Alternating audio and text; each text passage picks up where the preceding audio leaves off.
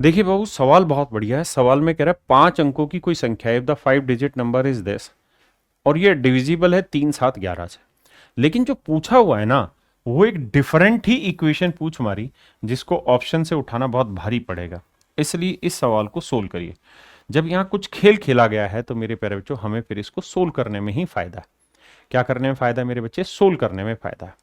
अब ये बताओ 3, 7, 11 का एलसीएम क्या हुआ? क्योंकि अगर कोई नंबर 3 से भाग हो रहा है, 7 से भाग हो रहा है और 11 से भाग हो रहा है, तो मेरे प्यारे बच्चों इसका मतलब इनका एलसीएम क्या हुआ वो देख लो। 3, 7, 21, 21 को 11 से गुना करेंगे, 1, 2, 3, 2, 231। यानी जो संख्या 231 से भाग होगी वो 11, 7 और 3 से भाग होगी। अब नंबर है मेरे बच्चे 5, 3, 5। अब ये 2 डिजिट क्या होंगे हमको नहीं पता, और 231 से भाग होना चाहिए। तो ऐसे में क्या किया करो कि जो रिमाइंडर आएगा वो 231 से छोटा आएगा। हाँ, है ना? अगर मेरे बच्चे ये नंबर बहुत छोटा होता तब तो सोचना 231 बहुत बड़ा है, तो उठा के ऐसे हर सवाल में नो नो टेक लो। भाई मैक्सिमम क्या क्या डिजिट हो सकते हैं? 9 9 हो सकते हैं। हाँ, है ना? तो उसका जो भी इंपैक्ट होगा लास्ट में सेटल कर देंगे। आइए, 231 से भाग देंगे, 2 पे जाएगा, 2 एकम 2, 2 तिया 6, 2 दूनी 4, 5 में 2 गया 3, 13 में से 6 गया 7। क्या ये सही बात है? हाँ जी सर। अब उतारा 9। सर 3 से जाएगा, 3 एकम 3, 3 तिया 9, 3 दूनी 6, 9 में 3 गया सर 6, और 13 में से 9 गया 4, 13 में से 9 गया मेरे प्यारे बच्चों, क्या आया? 4। किसी भाई ने कोई लोड आया था तो दसो यार मैनू। 13 में 9 गया मेरे बच्चे 4, और सेटल हो गया, उतारा 9, 2 पे जाएगा तो 462, तो आया 7। यानी मोटी बात यहाँ से समझने की मेरे बच्चे ये है कि जब आप इसे सोल्व करेंगे तो रिमाइंडर आएगा आपका 4 ना 7, घटाने पे शेषफल आया 7। अब या तो ये मेरे बच्चे संख्या 231 से भाग देनी है, तो या तो इनका डिफरेंस इसके अंदर जोड़ दो, वो तो फिर कुछ भी इसके अंदर जोड़ोगे तो ये डिजिट बदल जाएगा, क्योंकि ये डिजिट तो फिक्स है ना, ये तो आप बदल ही नहीं सकते। तो या फिर रिमाइंडर घटा दो, तो 7 इससे घटा देते हैं, तो घटाने पर उत्तर आएगा 5, 3, 5, 9, 2। तो 535 535 ऐसा नंबर होगा मेरे बच्चे जो 231 से भाग होगा। यानी ए की वैल्यू हो गई यहाँ 9 और बी की वैल्यू हो गई 2। तो ए की वैल्यू 9, 9 का वर्ग 81, बी की वैल्यू 2, 2 का वर्ग 4, 9 गुना 2 यानी 18। अब 18 में 81 जोड़ा मेरे बच्चे तो आया 99, 99 में 4 घटाओगे तो आएगा मेरे बच्चे 95। तो मेरे प्यारे बच्चों ऑप्शन सी आपका करेक्ट आंसर। ऑप्शन सी आपका करेक्ट आंसर। देखिए बाबू, सवाल बहुत बढ़िया है, मजा आ जाएगा आपको पढ़ के, सवाल को देख के। सवाल बहुत टॉप क्वालिटी का क्वेश्चन है। देखिए मेरे बच्चे, क्वेश्चन में कह रहा है 5 डिजिट नंबर, एक 5 अंकों की संख्या है, ABCDE, ये 5 अंकों की संख्या है। यहां जो डिजिट इस्तेमाल होंगे वो 1, 2, 3, 4, 5 के अलावा इस्तेमाल नहीं हो सकते। ठीक है जी, इन्हीं का उपयोग करके बनाई गई है। साथ में उसने एक लास्ट में बात कही, प्रत्येक अंक एक बार उपयोग किया जाएगा, यानी no repetition of digit are used. अब सवाल में यह कह रहा है कि भैया इसमें 3 अंकों की संख्या ए बी और सी 4 से भाग होती है मेरे बच्चे। तो ए बी और सी ये 4 से डिवाइड होती है। तो कोई नंबर 4 से तभी तो भाग होगा जब उसका आखिरी डिजिट 2 से भाग हो। भाई कोई नंबर 4 से भाग हो रहा है तो मतलब 2 से भाग होगा, और 2 से कोई नंबर तभी भाग होगा जब वो इवन हो। और इवन बनाने के लिए लास्ट डिजिट इवन चाहिए। आपके पास डिजिट के जो ऑप्शन है वो 1, 2, 3, 4, 5 है, तो या तो 2 इस्तेमाल कर सकते हो आप, या यहां 4 इस्तेमाल कर सकते हो। यानी सी की value either you can put 2 और कैन पुट 4। अब अगली लाइन में कह रहा है भाई बी सी डी 5 है, बी सी और डी ये 5 से भाग होना चाहिए। तो कोई संख्या अगर 5 से भाग हो रही तो तभी भाग होगी जब या तो उसका आखिरी अंक 0 हो या फिर 5 हो। 0 है ही नहीं हमारे पास ऑप्शन में, तो बचा 5। तो मेरे अनन्य मुन्ने बाबू डी की वैल्यू हमें 5 रखनी होगी। उससे अगली लाइन में कह रहा है कि जी सी डी ई यानी आखिरी 3 अंकों की संख्या 3 से भाग हो रही है। सी डी ई ये 3 से भाग हो रही है, तो 3 से भाग होने के लिए अंकों का योग, तो मेरे प्यारे बच्चों सी प्लस डी प्लस ई होगा। आपने कहा जी हाँ, और ये 3 से भाग होना चाहिए अंकों का जोड़। बिल्कुल ठीक है। अब समस्या ये है कि मेरे भाई डी की वैल्यू तो फिक्स है, 5 आ गई। डी की वैल्यू तो फिक्स है, डी की वैल्यू मेरे प्यारे बच्चों आ गई 5। अब सी की वैल्यू 2 भी हो सकती, 4 भी हो सकती। तो अगर मैं 2 ले लूं यहां पे, तो 2 में मैं क्या जोड़ूं? 2 और 5 7, 7 में 1 जोड़ूंगा, बनेगा भाई 3 से भाग होना चाहिए ना, तो 3 से भाग होने के लिए अंकों का योग 3 से भाग होना चाहिए। तो 2 और 5 7, 7 में कुछ जोड़ के 3 से भाग होने वाला बनाया जा सकता है। आप कहेंगे 2 और 5 7, 7 और 3 10, 7 और 1 8, 7 और 4 11, 7 और 5 12। यानी या तो मेरे प्यारे बच्चों आप 2 का इस्तेमाल कर सकते हो या 5 का इस्तेमाल कर सकते हो, लेकिन कहानी यह है कि एक डिजिट एक ही बार इस्तेमाल होगा। अगर आपने 2 का इस्तेमाल यहां कर लिया तो आप यहां ना 2 कर सकते हो ना यहां 5 इस्तेमाल कर सकते हो। इसका मतलब ना 2 इस्तेमाल होगा ना 5 इस्तेमाल होगा। देखो फिर से समझाता हूं, फिर से पूरा सवाल एक बार दोबारा पढ़ते हैं।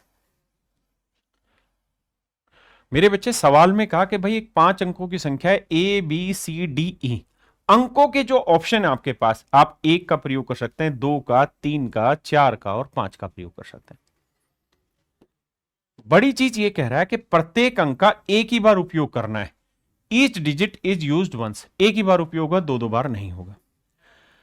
सवाल में ये कह रहा है भैया कि जो ए बी सी है वो 4 से विभाज्य है। ए बी सी यानी पहले 3 अंकों वाली संख्या 4 से भाग हो रही है। अब कोई भी संख्या 4 से तभी भाग होगी जब उसका आखिरी डिजिट इवन नंबर हो, क्योंकि 4 से भाग हो रही तो 2 से भाग होगी।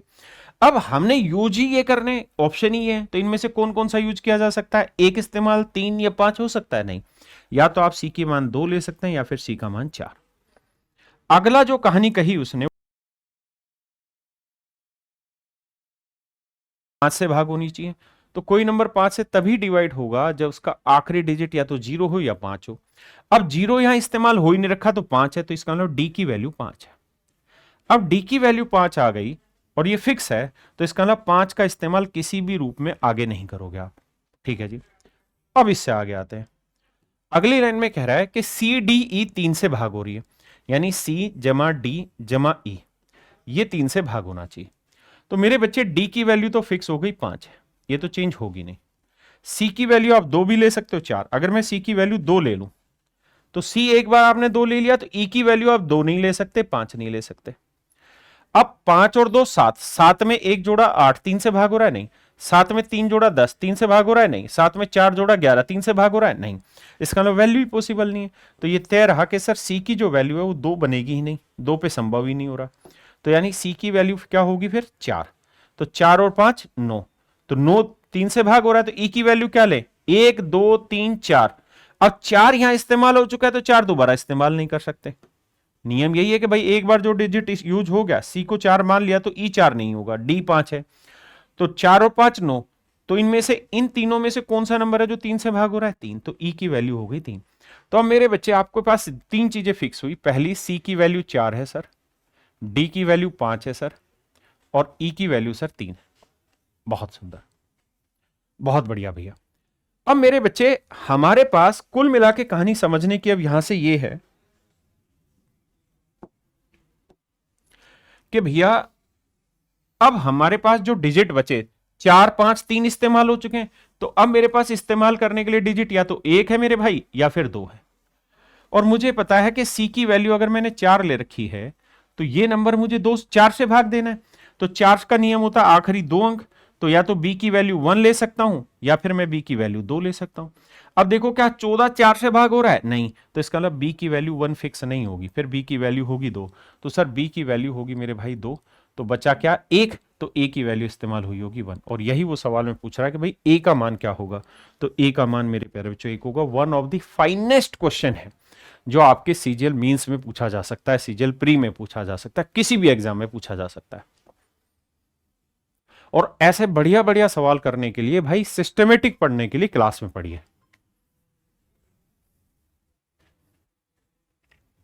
Successive division for 0 and 5 respectively, what will be the sum of remainders if the same number is divided by this? तो मेरे प्यारे बच्चों आप ऐसे समझिए कि कोई नंबर होगा, आपने उसे सक्सेसिवली डिवाइड किया 2 3 5 एंड 7 से, 2 3 5 एंड 7 से, और कहता है जब हमने इसे भाग दिया, जब हमने इसे भाग दिया मेरे प्यारे बच्चों, तो कहता है जी जो रिमाइंडर का सीक्वेंस है वो 1 4 0 और 5 है। तो ऐसे केसेज में जो लास्ट भागफल होता है, डिवाइजर होता है, उसे 1 मानते हैं। तो 7 एकम 7 और 5 12, 5 12 60 में 0 जोड़ा 60, 3 6 18 180 और 4 184, 184 को 2 से गुना करेंगे 368 और 1 369। इसका मतलब मेरे प्यारे बच्चों जो सबसे जरूरी बात थी सवाल में निकालने की कि वो नंबर क्या है, तो वो नंबर है 369। अब कह रहे हैं इसी 369 को सक्सेसिवली डिवाइड करो, 369 को सक्सेसिवली डिवाइड करो, लेकिन इस बार जो डिवाइड करना है वो करना है 7 5 3 2 से। उल्टा क्रम क्या हुआ है, 7 5 3 2 से। देखो मेरे बच्चे 7 से भाग देंगे, 7 5 35, 1 बचा, 7 दूनी 14, 5 बचा, 5 ढाई 50, 2 बचा, 3 तिया 9, 1 बचा, 2 एकम 2, 1 बचा। तो मेरे प्यारे बच्चों जो शेषफल का क्रमांक होगा वो 1 1 2 5 होगा। और उसने पूछा कि भाई इन सारे शेषफल का जोड़ बताओ, तो 5 2 7 और 1 8 और 1 9। तो मेरे प्यारे बच्चों मेरा राइट आंसर होगा ऑप्शन ए, कि भाई इनके अंकों का योग मतलब ये रिमाइंडर का जोड़ होगा 9।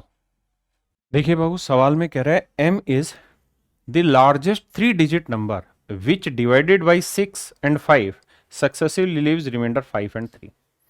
मेरे बच्चों सवाल में कह रहा है कि m 3 अंकों की सबसे बड़ी संख्या है जिसे 6 और 5 से विभाजित करने पर कार्मिक रूप से क्रम से 5 और 3 शेषफल बचता है। कहता है m 3 डिजिट का सबसे बड़ा नंबर है। जो जो चीजें जरूरी हैं उन पे मार्क करते हैं कि भाई 3 अंकों की सबसे बड़ी संख्या है, यानी m एक 3 अंकों का सबसे बड़ा नंबर है जिसे हम 5 और 6 से भाग दें, मतलब 6 और 5 से भाग देते हैं मेरे बच्चे। तो सवाल में कह रहा है कि कंजुगेटिव रिमाइंडर सक्सेसिव रिमाइंडर जो बचता हो 5 और 3 बचता है। सबसे पहला काम आपका ये होना चाहिए कि सर हम वो नंबर निकालें जिसे हम सक्सेसिवली 6 और 5 से भाग दें। तो जो रिमाइंडर आ रहा है वो मेरा आ रहा है 5 और 3। तो क्या करें सर, तो लास्ट डिवाइजर को हम 1 मान लेते हैं। तो 5 एकम 5 और 3 8, 8 6 48 और 5 53। इसका मतलब 53 ऐसा नंबर होगा जिसे आप 6 से भाग दोगे तो शेषफल 5, उसके बाद फिर जो बचे उसे 5 से भाग दोगे तो शेषफल 3। पहली चीज। अब आपको क्या करना है इस सवाल में मेरे बच्चे, 5 और 6 का एलसीएम लेना है। 6 और 5 का एलसीएम क्या आया, 30। इसका मतलब 30 ऐसा नंबर है जो 6 से भी भाग होगा और 5 से भी भाग होगा, या 30 का कोई मल्टीपल, 30 का कोई मल्टीपल ऐसा है, कोई भी मल्टीपल ले लेंगे तो वो 6 से भी भाग होगा 5 से भी भाग होगा। लेकिन सवाल में कह रहा है कि सक्सेसिवली जब उस नंबर को डिवाइड करें, 6 से भाग दें तो 5 बचे और उसके बाद फिर जो बचा उसे 5 से भाग दें तो 3 बचे सक्सेसिव डिवीजन में।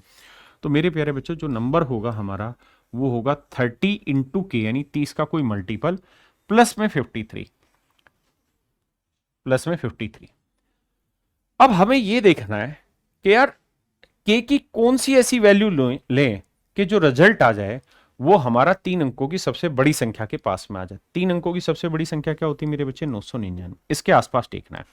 तो की वैल्यू 30 ले लें तो 953 आया।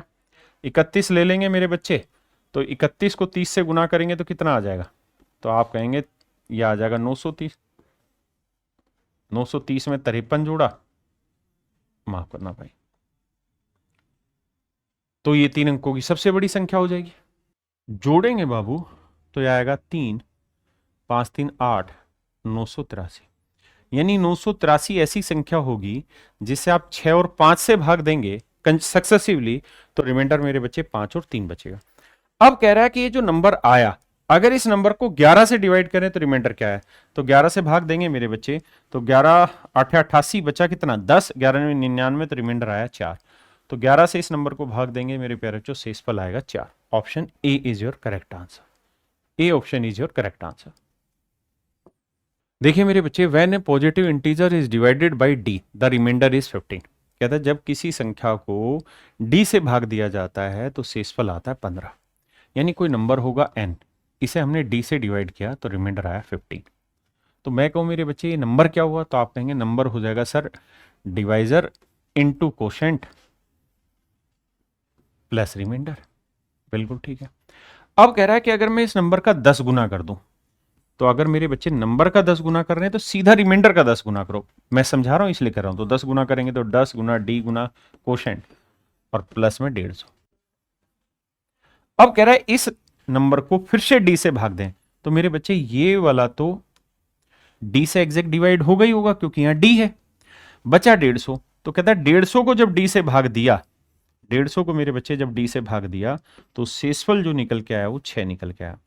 इसका मतलब 144 ऐसा होगा जो डी से एग्जैक्ट डिवाइड हो रहा होगा, यानी जो भी मेरा डिवाइजर होगा वो हर हाल में वही नंबर होगा जो डी से एग्जैक्ट डिवाइड हो रहा होगा। आपने कहा जी बिल्कुल ठीक बात है, बिल्कुल सेट है मामला जी। तो मेरे बच्चे कौन सा ऑप्शन डी से 144 को भाग दे रहा है? 16 भी भाग दे रहा है, 9 भी भाग दे रहा है, 18 भी भाग दे रहा है, 12 भी भाग दे रहा है। लेकिन हमें यह भी तो ध्यान देना है कि डी से जब डिवाइड कर रहे हैं तो रिमाइंडर क्या आ रहा है? 15। तो इसका मतलब डी की वैल्यू हर हाल में 15 से तो बड़ी होगी। तो मेरे बच्चे 9 और 12 तो मेरा आंसर होगा ही नहीं। 9 और 12 तो आंसर होगा ही नहीं, या तो 16 होगा या 18। लेकिन मुझसे पूछा क्या है? न्यूनतम मान पूछा है, तो न्यूनतम मान हो जाएगा मेरे बच्चे 16 या 18? 16, क्योंकि 18 बड़ा हो गया। तो मेरे प्यारे बच्चों मेरा करेक्ट आंसर जो होगा वो होगा इस सवाल का 16। बाबू दो चीजें समझिए। सबसे पहले तो आप ये बताइए 2 फैक्टोरियल क्या होता है? तो आप कहेंगे सर 2 फैक्टोरियल होता है 2 गुना 1 यानी 2। बहुत बढ़िया। अब मैं आपको कहना ये चाह रहा हूं कि भाई 1 फैक्टोरियल क्या होता है? सर 1। तो अगर ध्यान से देखेंगे तो ये 1 और 1 फैक्टोरियल की पावर 1 फैक्टोरियल यानी 1 की पावर 1, और उसके बाद फिर फैक्टोरियल है तो 1 की पावर 1, यानी कुल मिला के ये जो रिजल्ट देगा इसे सोल्व करोगे तो 1 ही आएगा। अब आते हैं यहां। तो मेरे बाबू ये बताइए 2 फैक्टोरियल की वैल्यू क्या है? तो आप कहेंगे 2 फैक्टोरियल की वैल्यू होगी 2 गुना 1 यानी 2। बिल्कुल ठीक है। अगर 2 फैक्टोरियल की वैल्यू 2 है तो यहां 2 फैक्टोरियल की पावर 2 फैक्टोरियल मतलब 2 की पावर 2, और फिर पूरे का फैक्टोरियल है तो 2 की पावर 2 यानी 4। तो ये आया मेरे भाई 4 फैक्टोरियल। और 4 फैक्टोरियल की वैल्यू होती है 4 गुना 3 गुना 2 गुना 1। तो 4 3 12, 12 दूनी 24, एकम 24, ये वैल्यू आई 24। कहता है जी इसे 24 से भाग दें तो शेषफल बताइए क्या होगा? तो मेरे प्यारे बच्चों 24 से 1 को भाग दोगे तो रिमाइंडर 1 आया, और 24 को 24 से भाग दोगे शेषफल 0 आएगा। इसके बाद हर जगह रिमाइंडर क्या आना है? 0। फैक्टोरियल के क्वेश्चन में एक बार भाग हो गया तो उसके बाद हर एक में 24 से एग्जैक्ट डिवाइड होना शुरू हो जाएगा। तो मेरे प्यारे बच्चों मेरा आंसर आएगा 1। इसका मतलब मेरे बच्चे 1 ही मेरा राइट आंसर हो, 1 ही मेरे प्यारे बच्चों मेरा राइट आंसर हो। मेरे बच्चे सवाल बहुत बढ़िया कह रहा है 777 777 7777 100 पद हैं इसमें। कहता है जी इसे 8 से डिवाइड करें तो रिमाइंडर क्या होगा? मेरे प्यारे बच्चों सबसे पहले ये बताइए कि 8 की डिविजिबिलिटी का नियम क्या होता है? सर 8 की विभाज्यता का नियम होता है आखिरी 3 अंक 8 से भाग देना। आखिरी 3 अंक मेरे बच्चे 8 से भाग होना। फिर से समझाता हूं। मेरे बच्चे सवाल में कह रहा है इस एक्सप्रेशन में 100 टर्म है और इसे 8 से डिवाइड करना है। तो 8 की डिविजिबिलिटी का नियम क्या है जी? आखिरी 3 अंक। तो मेरे बच्चे 8 से इसे तो भाग देना ही पड़ेगा आपको। 8 एकम 8 माइनस 1 बचा, 8 नीम 72, 8 दाई 80 माइनस 3 बचा जी। बिल्कुल ठीक है। यहाँ आइए मेरे बच्चे, यहाँ रिमाइंडर क्या आया? तो 8 से भाग देंगे, 8 नीम 72 मेरे बच्चे, बचा कितना? 5, 8 7 56, रिमाइंडर बचा 1। अब जब इससे आगे आप भाग देने जाओगे तो भाग देने के लिए आपको किसे चेक करना? आखिरी 3 अंक। तो आखिरी 3 अंक तो हर बार 777 ही रहेगा, और 777 को 8 से भाग दिया था तो 1 रिमाइंडर आएगा। इससे अगली बार 77,777 को भी भाग दोगे रिमाइंडर 1 आएगा। उसके बाद 7,77,777 को भाग दोगे तो भी रिमाइंडर 1 आएगा मेरे बाबू। यानी कितनी भी बार लिख लो यहां हर बार रिमाइंडर 1 ही आएगा आपका। आपने कहा ये बात हम समझ गए क्योंकि आखिरी 3 डिजिट पकड़ने और यहां 3 अंक आ गए तो हर बार 3 अंक 777 ही, तो रिमाइंडर 1 1 आएगा। तो टोटल कितनी बार लिखा हुआ जी? ये 100 बार। तो 100 में से 1 और 1 2 बार हटा दूं तो बचे कितने? 98 बार। तो ये 1 कितनी बार आया जी? 98 बार। तो 1 को 98 बार जोड़ोगे मेरे बच्चे, जोड़ आया 98। और यहां जोड़ेंगे तो -3 और -1 -4। तो -4 और 98 को सेटल करोगे आएगा 94। 94 को फिर 8 से भाग दोगे क्योंकि 8 से बड़ा नंबर है। तो देखो 8 एकम 8, बचा कितना जी? 1। तो 8 एकम 8, रिमाइंडर आया 6। तो मेरे प्यारे बच्चों इसे जब आप भाग दोगे तो शेषफल आपका 6 निकल के आएगा। रिमाइंडर मेरे बाबू कितना निकल के आएगा? यहाँ पे 6 निकल के आएगा। पल्ले पड़ा कि नहीं पड़ा? देखिए बाबू सवाल में कह रहा है कि भैया ये जो एक्सप्रेशन है इसे 1997 से डिवाइड किया, तो मेरे प्यारे बच्चों बताइए रिमाइंडर क्या होगा? एक कॉन्सेप्ट ध्यान से देखिएगा कि मेरे प्यारे बच्चों, अगर a की पावर n प्लस b की पावर n है, जहां n एक ओड नंबर है, n जो है मेरे बच्चे एक विषम संख्या है, तो ये संख्या हमेशा ही a प्लस बी से भाग होगी। ये संख्या मेरे प्यारे बच्चों हमेशा ही a प्लस बी से भाग होगी। इस पॉइंट को हमेशा नोट रखना। अब अपना जो सवाल है उसमें ध्यान से देखोगे तो है 1 की पावर 1995 जमा, जो सबसे लास्ट वाला उसे उठा रहा हूं, 1996 की पावर 1995, बिल्कुल ठीक है। फिर यहां है 2 की पावर 1995, सिर्फ समझना है, हो गया सवाल तो, जिसको समझ में आ गया। 1996 से पहले वाला होगा 1995 की पावर 1995, और ऐसे ही ये सीक्वेंस आगे चलेगा। अगर आप थोड़ा ऑब्जर्वेशन बैठाएं तो आपको पता होगा ये a हुआ, a की पावर n, ये प्लस में b की पावर n। अगर a की पावर n प्लस b की पावर n में n अगर एक ओड नंबर है तो ये नंबर मेरे बच्चे हमेशा किससे भाग होगा, a प्लस बी से। यानी 1 जमा 1996 को जोड़ेंगे 1997 से भाग हो जाएगा। और आपको भाग भी किससे देना है, 1997 से, यानी इस पेयर को भाग देंगे शेषफल 0। ऐसे यहां पे भी देखिए पावर सेम है, हाँ है ना, तो इन दोनों को जोड़ेंगे तो आएगा 1997 भाग हो जाएगा, तो यहाँ पे भी शेषफल 0, हर एक जगह शेषफल 0 आता रहेगा। तो यही पूछ रहा है कि 1997 से भाग दे तो शेषफल क्या आएगा, तो मेरे प्यारे बच्चों मेरा आंसर आया 0। दूसरा तरीका है, हम 1997 से सभी को भाग दें तो यहाँ प्लस में एक रिमाइंडर आएगा, यहाँ माइनस में एक आएगा, तो -1 + 1 कट के 0 आ जाएगा रिमाइंडर। दोनों तरीके से आप कर सकते हैं सवाल को।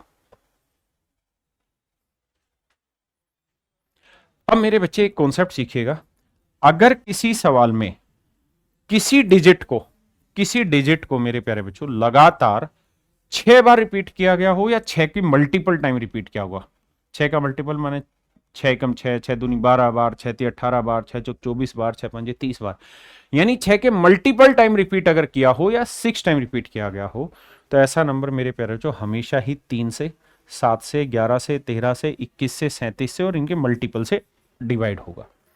इन सबसे मेरे बच्चे मतलब इनके 3 7 21 हो गया, 3 11 33 हो गया। मेन ये है कि 3 7 11 13 37 से भाग होगा, 3 7 11 13 37 से भाग होगा। अब इसके ऊपर सवाल आपसे पूछा गया, बहुत ही खूबसूरत सवाल आपसे पेपर में पूछा गया। बताइए, सवाल में ये लिखा है कि n जो है वो 8 8 8 8 ऐसे लिखा गया, और कितनी बार लिखा गया, 88 बार लिखा गया है। ये 88 को ब्रैकेट में डाल लेते हैं, 88 टाइम्स लिखा गया है, 8 8 8 8 8 88 बार लिखा गया। और जो m है वो 7 7 7 7 कितनी बार लिखा गया, n बार। n का मतलब क्या था ये, यानी इस वैल्यू की जो वैल्यू आएगी सोल्व करके वो वैल्यू यहां लिखनी होगी। अब सवाल में कह रहा है जी ये m जो है अगर ये 11 से भाग दिया जाए तो रिमाइंडर मेरे प्यारे बच्चों क्या होगा। ऐसे सवाल जब भी आते हैं ट्रिकी बेस्ड क्वेश्चन होते हैं। ट्रिकी बेस्ड का मतलब है कि आप 11 की डिविजिबिलिटी को एक बार ध्यान से सोचो और आपका उत्तर निकल जाएगा। जैसे मैं आपसे कहूं कि भाई 11 की डिविजिबिलिटी क्या है, तो आप कहेंगे सर अंकों का अल्टरनेट डिजिट का जोड़ 0 बैठना चाहिए, मतलब डिफरेंस, जोड़ का डिफरेंस। जैसे एक बात और भी ध्यान देना यहां, क्या कि मेरे बच्चे कोई डिजिट अगर रिपीट हो रहा है और वो 2 बार रिपीट हो रहा है तो 11 से भाग हो जाएगा। 4 बार रिपीट हो रहा है तो भी मेरे बच्चे 11 से भाग हो जाएगा। 6 बार रिपीट हो रहा है तो भी ये 11 से भाग होगा। 8 बार रिपीट हो रहा है तो भी मेरे बच्चे 11 से भाग होगा, तो भी 11 से भाग होगा। ऐसा क्यों हो रहा है, ध्यान से सीखिए। भाई अल्टरनेट डिजिट का डिफरेंस मतलब 0 आया, यहां 5 और 5 10, 5 और 5 10 0 आया, 5 5 10, 5 15 आया, 5 5 10, 5 15 आया, 5 5 10, 5 15, 5 20, 5 5 10, 5 15, 5 20, तो डिफरेंस 0 आ जा रहा है, अल्टरनेट पेयर का डिफरेंस। तो जब जब कोई डिजिट रिपीट किया जाए और टोटल नंबर ऑफ डिजिट, यानी इस तरीके से कोई नंबर बनाया जा रहा है, और अगर टोटल नंबर ऑफ डिजिट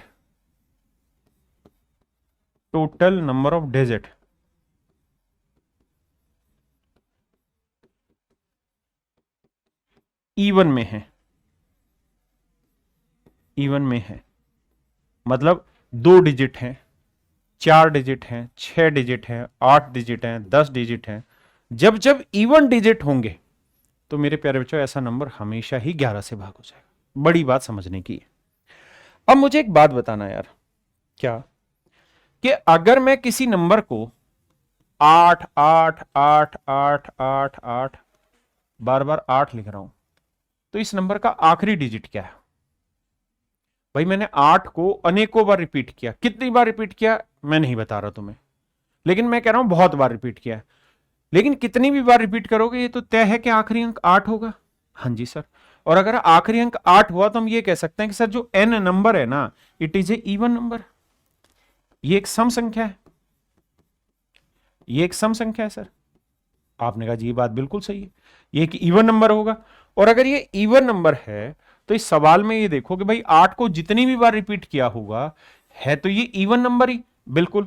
और अगर 7 को मैं इवन टाइम्स रिपीट करने लग रहा हूं तो ये नंबर जब भी 11 से भाग दिया जाएगा तो मेरे बच्चे हमेशा ही शेषफल शून्य ला के देगा, हमेशा ही शेषफल शून्य ला के देगा। This is the beautiful logic of 11 जिसे आपको समझना चाहिए।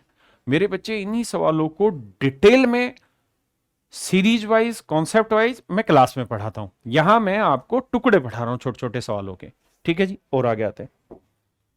देखिए मेरे बच्चे, और जो भाई पहली बार इस वीडियो को देख रहे हैं, चाहे वो लाइव देख रहे हो या रिकॉर्डेड देख रहे हो, और आपको पढ़ने में मजा आ रहा है और आपको लग रहा है कि हाँ सच में क्वेश्चन बहुत अच्छे अच्छे हो रहे हैं और एग्जाम पॉइंट ऑफ व्यू से बहुत जरूरी है, अगर हमें कॉन्सेप्ट आता है तो 2-3 सेकंड में क्वेश्चन टूट रहा है और हम पढ़ना चाह रहे हैं सिस्टमेटिक ऐसे क्वेश्चन, तो मेरे प्यारे बच्चों आप कैरियरवेल ऐप डाउनलोड कर लीजिए और मैं कैरियरवेल ऐप के ऊपर कंप्लीट मैथ पढ़ाता हूं, तो वहां आप आराम से पढ़ सकते हैं। देखिए मेरे बच्चे, सवाल में कह रहे हैं natural number n divide 732 and leaves 12 as a remainder. कह रहा है कि भाई एक नंबर है n, वो 732 को विभाजित करने पर 12 शेषफल बचाता है। यानी मेरे बच्चे 732 को से जब हम n जो है 732 को डिवाइड करता है तो रिमाइंडर बचाता है 12, इसका मतलब वो 720 को एग्जैक्ट डिवाइड कर ले रहा है। आपने कहा जी बिल्कुल ठीक है। तो कह रहा है n के कितने मान संभव है, तो मेरे प्यारे बच्चों इसका मतलब n जो भी नंबर होगा या n के जितने भी नंबर होंगे वो ऐसे होंगे जो 720 को एग्जैक्ट डिवाइड करते होंगे। आपने कहा जी हाँ। तो मेरे बच्चे सबसे पहले हमें यह देखना पड़ेगा कि 720 कितने नंबर से भाग जा रहा है, मतलब 720 के क्या क्या फैक्टर हैं।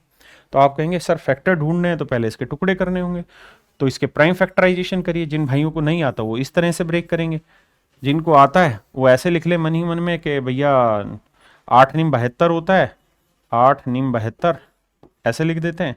तो 8 गुना 2 गुना 45 लिख देते हैं।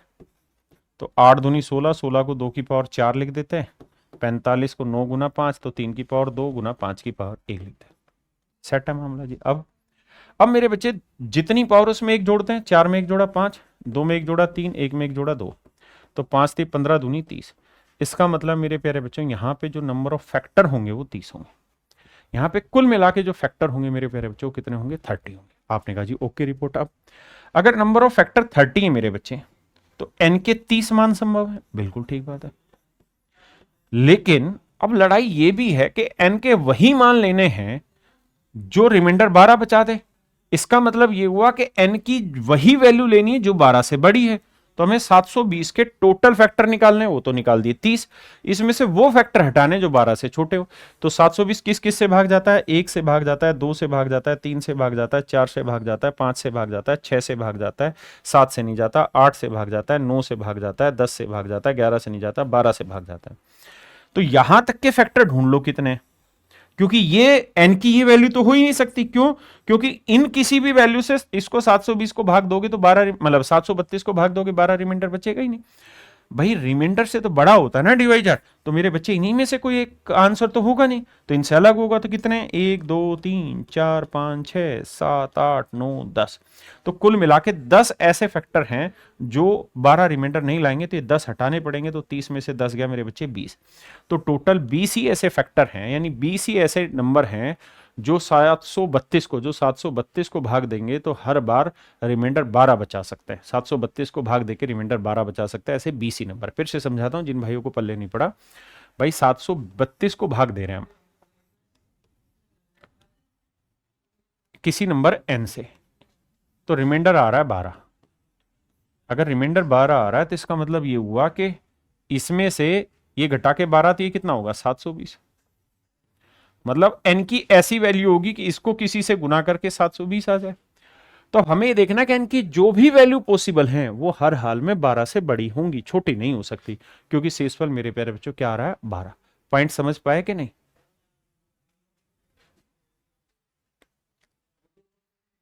देखिए दोस्त, यूनिट डिजिट देखना है। यूनिट डिजिट देखने के लिए पावर को 4 से डिवाइड करिए, तो 13 को 4 से भाग देंगे, 12 गया, 1 बचा, 7 की पावर 1 यूनिट डिजिट 7। 4 से भाग देंगे मेरे बच्चे। अच्छा, 9 में तो क्या देखना होता है, इवन और ओड। तो यहां ओड है पावर, बिल्कुल, तो 9 की पावर 1 9 यूनिट डिजिट आया। यहां पे भी 4 और 9 में इवन ओड देखते हैं, तो ये इवन है, तो 4 की पावर 2 यानी 6 आया। और मेरे बच्चे यहां 2 है, तो यहां 4 से भाग देंगे, एग्जैक्ट हो रहा है, तो 2 की पावर 4 हुआ 16 6। अब देखिए 6 छिंग 36, 6 नीम 54, 4 7 28, तो यूनिट डिजिट आया मेरे बच्चे 8। यानी इसको सोल्व करोगे तो इकाई का अंक मेरे बच्चे 8 आएगा। देखिए मेरे बच्चे, सवाल में कह रहा है कि भाई n की क्या वैल्यू पॉसिबल है जिससे इस पूरे एक्सप्रेशन का यूनिट डिजिट n+2 आए। यूनिट डिजिट n+2 आए, n के क्या क्या मान संभव है। तो मेरे बच्चे पहला 1 लेके देखते हैं। तो यहां देखेंगे 3 छिंग 18, तो 3 छिंग 18 यानी यूनिट डिजिट 8। तो 8 को n से गुना करके जो यूनिट डिजिट बनना चाहिए वो n+2 बनना चाहिए। तो ऑप्शन से चेक करते हैं। अगर 1 ले तो 8 एकम 8, इकाई का अंक 8 बना। लेकिन 1 और 2 3 आया, ये तो सेटिस्फाई नहीं कर रहा। भाई n की वैल्यू 1 लेंगे तो यहां आ जाएगा 3, यहां 8, गलत है। 8 लेते हैं, 8 को 8 से गुना किया 64, यूनिट डिजिट आया 4। और 8 को 2 से गुना किया 10, यूनिट डिजिट 0, फिर सेटिस्फाई नहीं हुआ। 3 लेते हैं, 8 को 3 से गुना किया 24, और 3 में 2 जोड़ा 5, यूनिट डिजिट फिर बदल गया। 6 लेते हैं, 8 को 6 से गुना किया 8 छिंग 48, 8 आया। और 6 में 2 जोड़ा 8, यूनिट डिजिट दोनों केसेज में सेम आ गया। मतलब ऑप्शन डी मेरा राइट आंसर है। मेरे प्यारे बच्चों, ऑप्शन डी मेरा राइट आंसर है। यूनिट डिजिट में बहुत आसानी सवाल पूछे जाते हैं। देखिए बाबू, कहता है जी इसका इकाई का अंक 2 है। तो मेरे बच्चे 8 की पावर 1 में यूनिट डिजिट 8, 8 की पावर 2 में 64, 4 आया, 8 की पावर 3 होता है 512, 8 की पावर 3 होता है 512, इकाई का अंक आ जाएगा मेरे बच्चे 2। तो इसका मतलब पी की वैल्यू हर हाल में क्या रही होगी, यहाँ 3। तो कह रहा है जी यहां पे भी 3 ले तो क्या हो, तो 7 की पावर 3 होता है मेरे बच्चे 343, तो यूनिट डिजिट आ जाएगा 343 का 3। ऑप्शन सी मेरा करेक्ट आंसर है। देखिए बाबू, 5 की आप जो मर्जी पावर रखिए, यूनिट डिजिट 5 ही रहेगा। 3 की पावर को 4 से भाग देंगे, 4 से भाग देंगे तो 68 भाग हो जाएगा मेरे बच्चे, बचा 1, 3 की पावर 3, 3 आए, तो 5 और 3 8। 9 पे इवन पावर है तो यूनिट डिजिट 1 आया, 4 की ओड पावर है तो यूनिट डिजिट 4 आया। अब 1 में से 4 घटेगा नहीं, तो 11 में से 4 गया, 7 लिखना पड़ेगा आपको। और यहां 7 है तो 5 से 4 से भाग देंगे, तो 4 8 32, बचा 3 पावर, तो मेरे बच्चे 7 की पावर 3, 343, इकाई का अंक आया 3 गुना 3। तो देखिए 7 या 21, इकाई का अंक 1, 8 एकम 8, यूनिट डिजिट मेरे प्यारे बच्चों 8। इकाई का स्थान के लिए 3 नियम जरूरी हैं, 0 1 5 और 6, इनमें जो मर्जी पावर हो सेम रहता है। 4 और 9 में इवन ओड पे घूमता है। 2 3 7 और 8 में मेरे प्यारे बच्चों 4 से भाग देके पावर को सेट करते हैं। देखिए बाबू, सवाल को ध्यान से समझना कि 5 की जो मर्जी पावर लगा लो यूनिट डिजिट 5 रहेगा।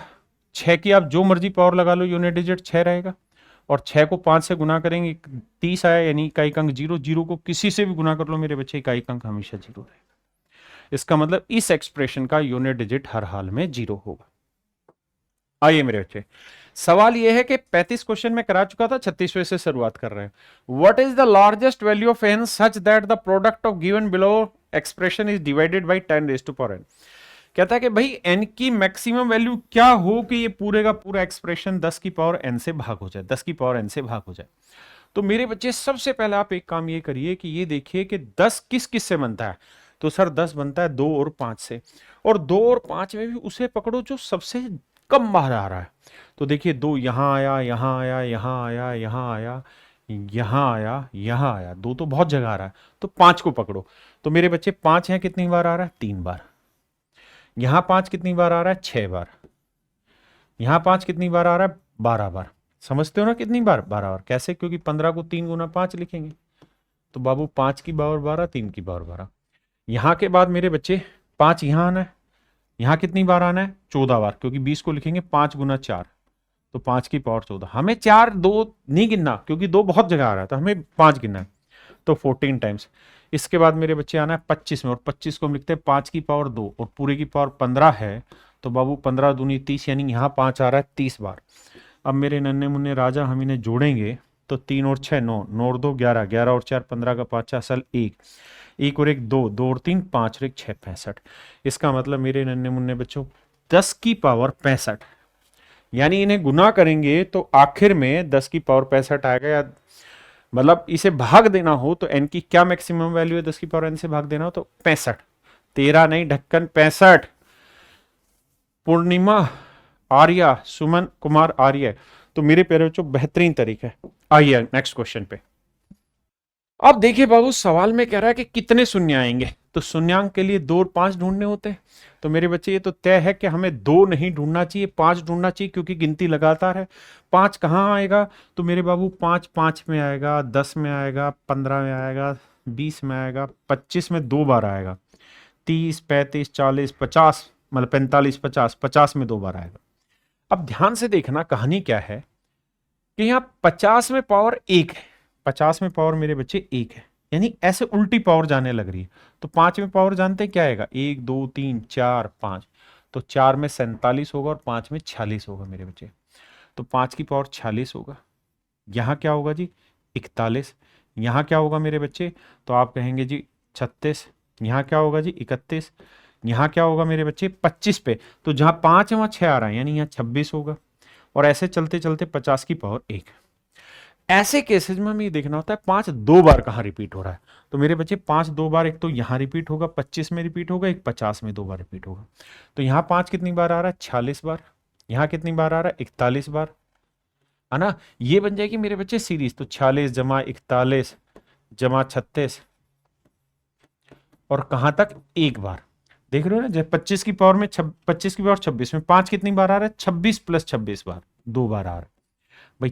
5 इसको लिखेंगे तो 25 को 5 गुना 5 लिख सकते हैं ना, तो 5 की पावर 26, 5 की पावर 26 क्लास में समझाया हुआ। तो एक बार तो सीक्वेंस वाला ले लो और जो एक्स्ट्रा वाला है उसे आखिरी में जोड़ लेंगे। ऐसे 50 को हम लिखेंगे 5 25 गुना 2, तो 2 का तो यूज ही नहीं करना, 5 का करना है। तो 5 की पावर 1, 5 की पावर, तो 1 पावर यहां पे ले लेंगे और जो एक एक्स्ट्रा बचेगी उसे बाद में जोड़ लेंगे।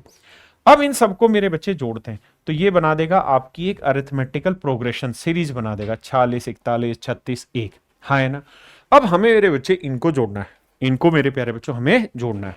तो ये बताओ कि कितनी टर्म होंगी, कुल मिला के 10 टर्म होगी, 5 10 15 50 तक, यानी 10 टर्म है। तो सम ऑफ 10 टर्म का जोड़ का सूत्र क्या होगा sir, n/2 first term plus last term है 1।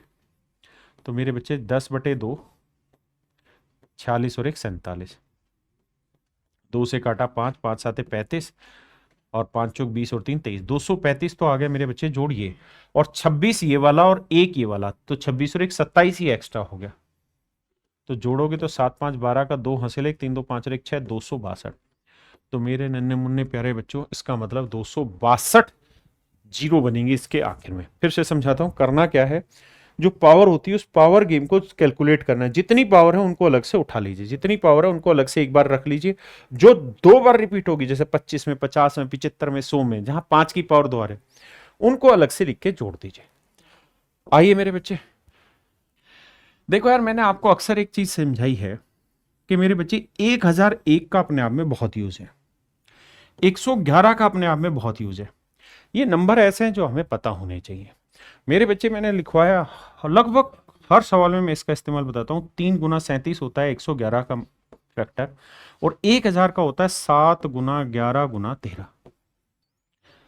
आपने कहा जी हाँ सर ये बता क्यों रहे हो, बता इसलिए रहा हूं कि ध्यान से देखोगे तो 1001 के साथ सीन दिखाई दे रहा होगा आपको। भाई इसको अगर मैं 3003 गुना 10 लिख दूं तो कोई अपराध है नहीं। और ध्यान से देखोगे तो ये किसका मल्टीपल, मतलब इसका कितना गुना है 3 गुना। तो अगर इसके फैक्टर 7 गुना 11 गुना 13 है, इसके 1001 के, तो नेचुरल है ये 3 गुना है, तो 3 भी एक फैक्टर होगा। और 10 के फैक्टर बनाओगे तो 2 गुना 5। इसका मतलब मेरे बच्चे ये हो गया इसके प्राइम फैक्टराइजेशन। क्या हो गया जी प्राइम फैक्टराइजेशन। सवाल में कह रहा है कि इसके prime factor, number of prime factor बताओ। तो यहाँ पावर कितनी, एक एक एक एक एक एक, तो एक एक दो एक तीन चार पाँच छः, तो कितने प्राइम फैक्टर हो गए मेरे बच्चे, 6। और यही आपसे सवाल में पूछा हुआ है कितने प्राइम फैक्टर है, कितने प्राइम फैक्टर है। जी तौसिफ जावेद जी, सौम्या चतुर्वेदी आइए बाबू। देखिए मेरे बच्चे, सवाल में कह रहा है 56 गुना 75 गुना 60 गुना 84 गुना 210 को ये वैल्यू रिप्रेजेंट कर रही है, तो इस वाली वैल्यू की बतानी वैल्यू। यहां सिंपल एक काम होना है कि अगर एक इक्वेशन और एक से ज्यादा वेरिएबल है तो मेरे बच्चे आंख बंद करके क्या करना है, हमें कंपैरिजन करना है। तो कंपैरिजन करना है तो इन सबको प्राइम नंबर की फॉर्म में लिखना शुरू करो। तो 56 को लिखेंगे 14 चौकू 56, 8 7 56, यानी 2 की पावर 3 गुना 7। 75 को लिखेंगे 5 की पावर 2, 25 गुना 3। 60 को लिखेंगे मेरे बच्चे 15 गुना 4, है ना, तो 3 गुना 5 गुना 4 को लिखते हैं 2 की पावर 2। 84 को लिखेंगे मेरे बच्चे कितना, 21 चौक 84, तो 2 की पावर 2 गुना 3 गुना 7। और मेरे बच्चे 210 को लिखेंगे कितना, 3 गुना 7 गुना 2 गुना 5। आपने कहा जी ठीक है। अब 2 की पावर उठाते हैं, तो 2 की पावर 3, 2 की पावर 2 4, 3 और 2 5, 5 और 2 7 और 1 8, तो 2 की पावर हो गई मेरे बच्चे 8। अब 3 लेते हैं, तो 3 एक बार, एक 2 बार, 2 और 1 3 बार और 1 4 बार, तो 3 की पावर 4। अब उठाते हैं 5, तो 2 बार यहां है, एक बार यहां, 5 और 1 6, 6 और 1 7, नहीं गलत बोला, 2 और 1 3 बार यहां है और एक बार यहां, यानी 4 बार। 2 उठा लिया, 3 उठा लिया, 5 उठा लिया, अब मेरे बच्चों बचा 7। 7 एक बार एक बार एक बार, यानी 3 बार आ रहा है 7। 7 कुल मिला के मेरे बच्चे 3 बार आ रहा है। अब जब कंपेयर करेंगे तो 2 रेज टू पावर p है, तो यानी p की वैल्यू आ गई 8। 3 की पावर 4 है, 3 की पावर q है, तो इसका मतलब q की वैल्यू आई मेरे बच्चे 4। 5 की पावर 4 है या 5 की पावर r है, तो r की वैल्यू आ गई 4 माफी चाहता हूं। 7 की पावर 3 यहाँ, 7 की पावर s, तो s की वैल्यू आई मेरे बच्चे 3। अब हम यहाँ वैल्यू रखते हैं, सवाल में कह रहा है p प्लस क्यू, तो 8 और 4 मेरे बच्चे 12। s की वैल्यू कितनी, 3। r की वैल्यू कितनी मेरे बच्चे, 4, तो 3 चौक 12, 4 और 4 8। ऑप्शन बी मेरे प्यारे बच्चों मेरा करेक्ट आंसर। जी बिल्कुल solid, option B correct answer. देखिए मेरे भाई, सवाल में कह रहा है 14400 के कितने गुणनखंड 18 से विभाज्य है लेकिन 36 से नहीं। कहता है ऐसे कितने फैक्टर हैं 14400 के जो मेरे बच्चे 18 से तो डिवाइड हों लेकिन 36 से नहीं। तो एक बात ध्यान देना, एक छोटा सा कॉन्सेप्ट समझाने की कोशिश करता हूं। 18 एकम 18, ठीक है जी, 18 गुना 3, 18 गुना 5, 18 गुना 7, यानी कुल मिला के मेरे प्यारे बच्चों 18 के जो ओड मल्टीपल होंगे वो ऐसे नंबर होंगे जो 18 से भाग होंगे लेकिन 36 से भाग नहीं होंगे। ऐसा इसलिए क्योंकि 36 के लिए जरूरी है 18 गुना 2, यानी 36 जो होता है वो 9 गुना 4 होता है ना, और 18 होता है 9 गुना 2। तो यहां मैंने क्या किया कि 2 एक ही बार रखा है यहां पे, बाकी किसी भी मल्टीपल में 2 नहीं है। अगर कहीं 36 से भाग हो तो 36 से भाग होने के लिए मुझे 18 गुना 2 लेना होगा, 18 गुना 4 लेना होगा, 18 गुना 6 लेना होगा।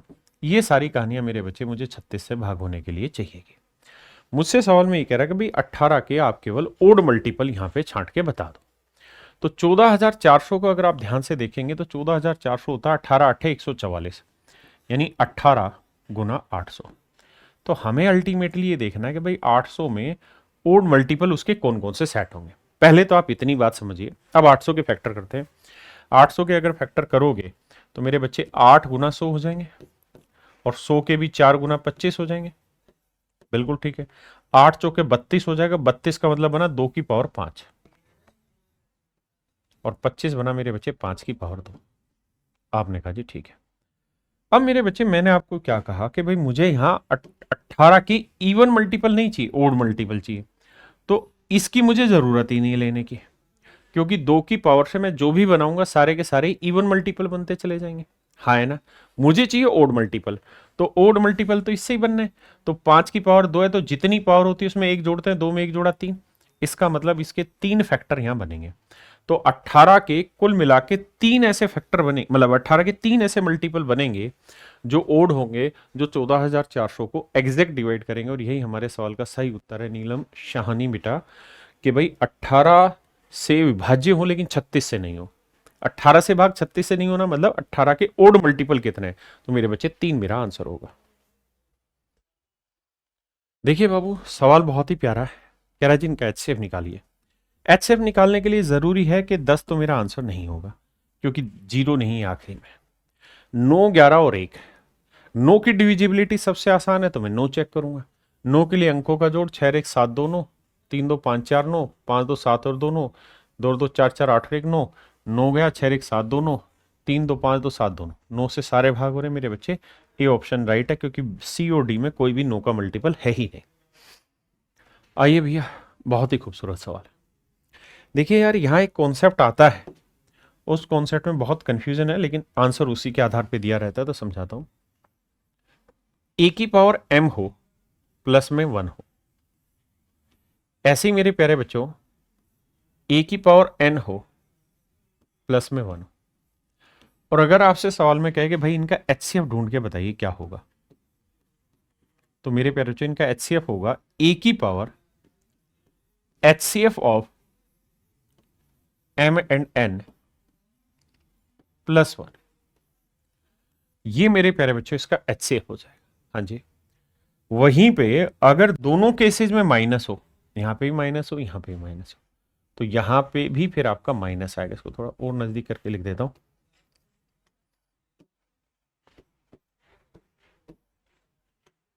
तो यहां पे भी मेरे प्यारे बच्चों माइनस आ जाएगा। ए की पावर m प्लस माइनस 1 हो, वहां पे भी प्लस माइनस 1, अगर प्लस है तो प्लस आएगा, माइनस है दोनों में तो माइनस आएगा। दोनों में या तो प्लस होगा या माइनस होगा। इसी आधार पे सवाल दिया। अब हमने जो यहां सीखा उसी का इंप्लीमेंट करना है कि यार यहां 1 चाहिए सर, 1 होगा तभी सेटिंग बैठेगी, 1 नहीं है तो सेटिंग नहीं बैठेगी। तो क्या करें, नो को हम लिखते हैं 3 की पावर 2, तो 3 की पावर 2 यहां है, यहां कॉमन ले लेते हैं, तो यहां बचा 3 की पावर 27 माइनस 1, एंड यहां पे भी 3 की पावर 2 कॉमन ले लेते हैं, तो यहां बचा मेरे बच्चे 3 की पावर 36 माइनस 1। अब मेरे प्यारे बच्चों हमें इनका एचसीएफ निकालना है। तो एचसीएफ निकालते वक्त हम क्या करते हैं कि जो कॉमन आ रहा है उसे हटा लो। 3 की पावर 2 यहाँ, 3 की पावर 2 यानी 3 की पावर 2 कॉमन आ गया। और जो बाकी बच गया उसमें देखो कॉमन क्या आ रहा है। बाकी क्या बच गया सर, ये वाली कहानी बच गई, ये और ये।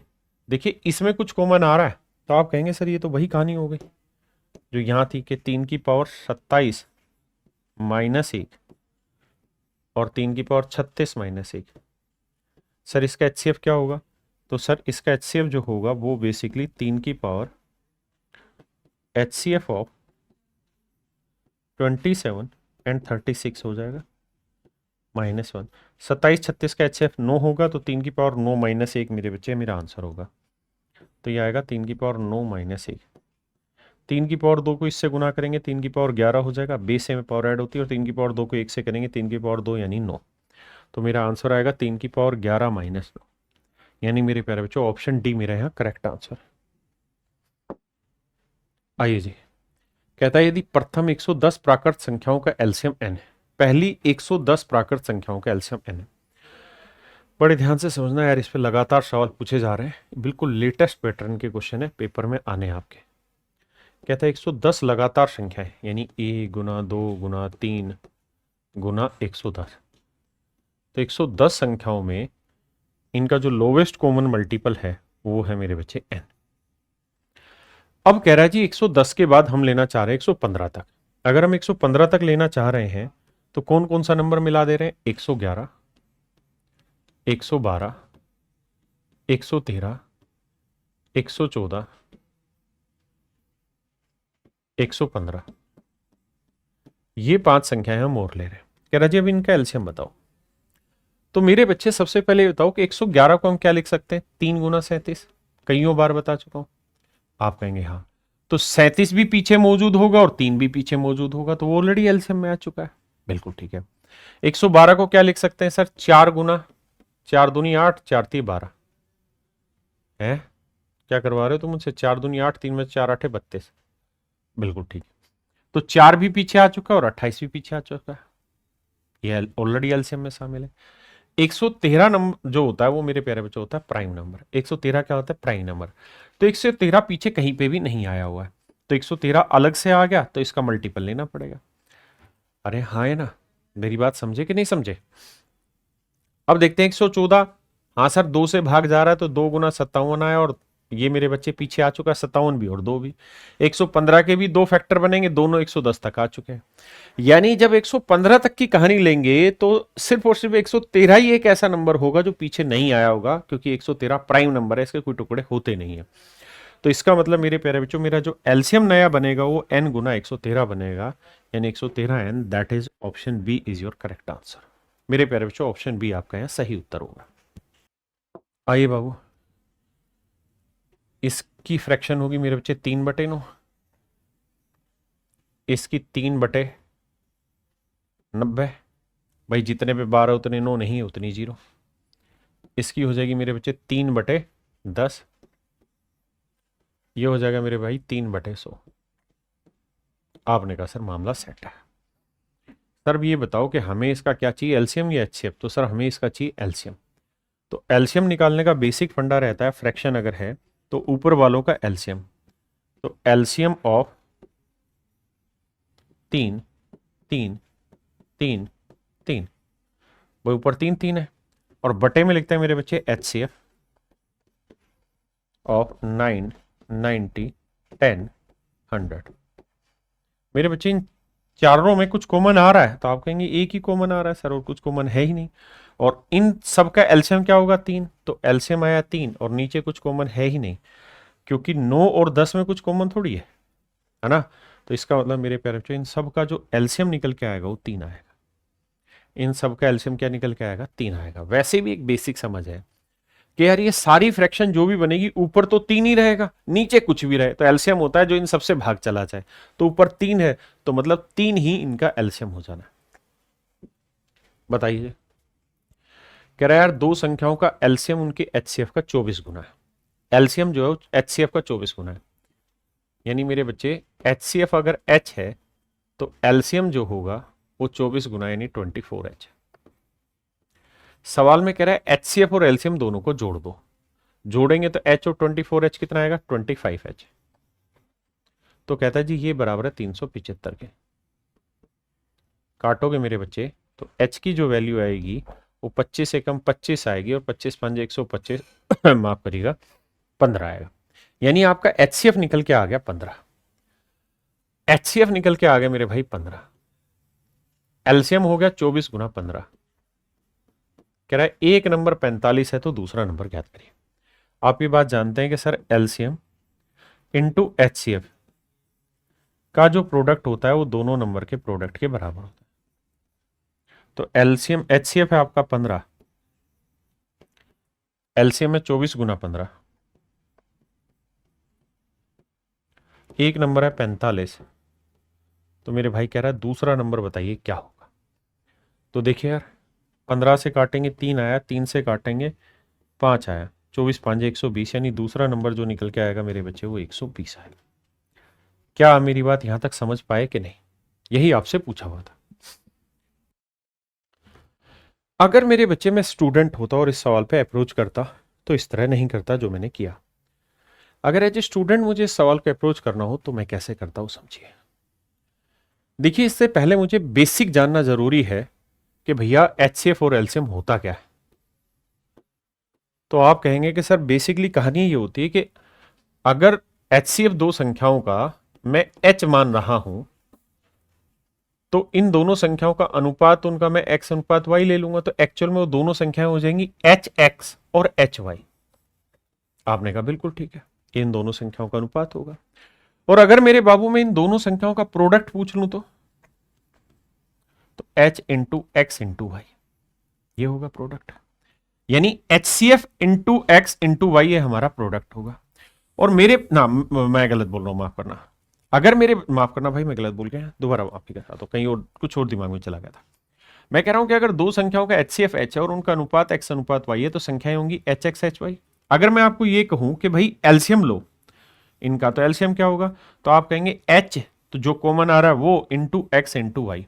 और ध्यान ये रखिएगा हर हाल में कि X और Y ऐसे दो नंबर है जिनमें कुछ भी कॉमन नहीं आता, को प्राइम नंबर है, ध्यान रखना, आना जिनमें कुछ भी कॉमन नहीं आता।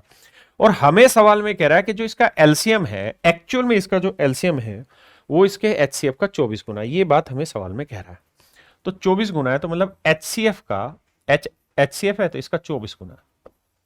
तो अगर मैं थोड़ा सा ब्रिलियंट बच्चा होता तो मैं ये सब कैलकुलेशन नहीं करता, मैं सीधा सीधा ये समझ जाता कि सर जो दोनों नंबर है एक्स और वाई, हर हाल में यहां कुछ और नहीं दे रहा, वो ये कह रहा था कि एक्स इंटू वाई 24 है। अगर मैं कॉन्सेप्चुअल पढ़ा होता और कॉन्सेप्ट की मुझे समझ होती तो मैं सवाल को इतना लंबा नहीं लेके जाता, मैं सीधा कहता कि जो उन दोनों संख्याओं का अनुपात है, जो उन दोनों संख्याओं का अनुपात है उनका प्रोडक्ट 24 है। अगर आप मुझसे क्लास में पढ़े हुए होते, मेरे नए बैच में पढ़े हुए होते या पुराने बैच में पढ़े होते, तो मैं चीजों को किस तरीके से समझाता हूं वो आप जानते। देखिए कॉन्सेप्चुअल पढ़ना बहुत जरूरी है, उसके बाद ही आप चीजें कर पाएंगे। अब आपको पता है कि एक्चुअल में दो संख्याएं, एक संख्या 45 है, दूसरी क्या है ये हमें पता करनी है। ये तय है कि इन दोनों संख्याओं का अनुपात जो होगा उसका प्रोडक्ट x अनुपात, यानी इन दोनों का प्रोडक्ट 24 है। अब मैं ऑप्शन पे नजर मार रहा हूं तो मुझे पता है चारों ही ऑप्शन मेरे 45 से बड़े, चारों ही ऑप्शन मेरे 45 से बड़े।